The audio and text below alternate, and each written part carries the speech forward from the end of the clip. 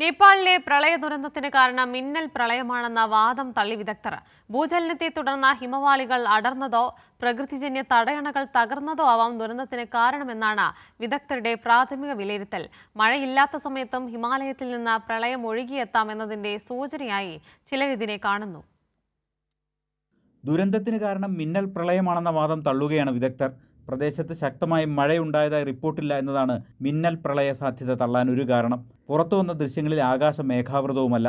ഈ രണ്ട് കാരണങ്ങളാൽ മിന്നൽ പ്രളയത്തിന് സാധ്യത തീരെയില്ല. എന്നാൽ മറ്റു പല സാധ്യതകളാണ് കാലാവസ്ഥാ ശാസ്ത്രജ്ഞർ ചൂണ്ടിക്കാണിക്കുന്നത്. പ്രദേശത്തുണ്ടായ ഭൂകമ്പത്തെ അടിസ്ഥാനപ്പെടുത്തിയാണ് രണ്ട് നിഗമനങ്ങളും. ഭൂചലനത്തെ തുടർന്ന് ഹിമപാളികൾ അടർന്ന് ജലപ്രവാഹം ഉണ്ടായതാവാനാണ് കൂടുതൽ സാധ്യതയെന്ന് പരിസ്ഥിതി ശാസ്ത്രജ്ഞർ ചൂണ്ടിക്കാണിക്കുന്നു. ചെറിയ ട്രെമറും അല്ലെങ്കിൽ എർത്ത് ഉണ്ടാകുന്ന സമയത്ത് ഉണ്ടാകുന്ന ഹിമപാളികളിൽ ഉണ്ടാകുന്ന തള്ളിച്ചയും അതൊരു ഹിമപാതമായിട്ട് താഴേക്ക് വരികയും അത് വരുമ്പോൾ അതിനോടനുബന്ധിച്ച് വരുന്ന സ്ഥലങ്ങളിലുള്ള എല്ലാത്തിനെയും വലിച്ചു കൊണ്ടുവരികയും ചെയ്യും. മനുഷ്യന്മാരാണെങ്കിലും കെട്ടിടങ്ങളാണെങ്കിലും എല്ലാം അതാണ് സംഭവിച്ചിരിക്കുന്നതെന്നാണ് പ്രാഥമികമായിട്ട് എനിക്ക് പറയാനുള്ളത്. ഭൂമികുലുക്കം മൂലമോ മറ്റ് സമ്മർദ്ദങ്ങൾ മൂലമോ ഉയർന്ന പ്രദേശത്തെ പ്രകൃതിജന്യ തടയണകൾ തകർന്നതാവാനും സാധ്യതയുണ്ട്. ഉയരത്തിൽ നിന്നുള്ള ജലപ്രവാഹം ശക്തമായി സമതലത്തിലേക്ക് ഒഴുകിയെത്തിയതാവാം ദുരന്തത്തിന് വഴിവെച്ചത്.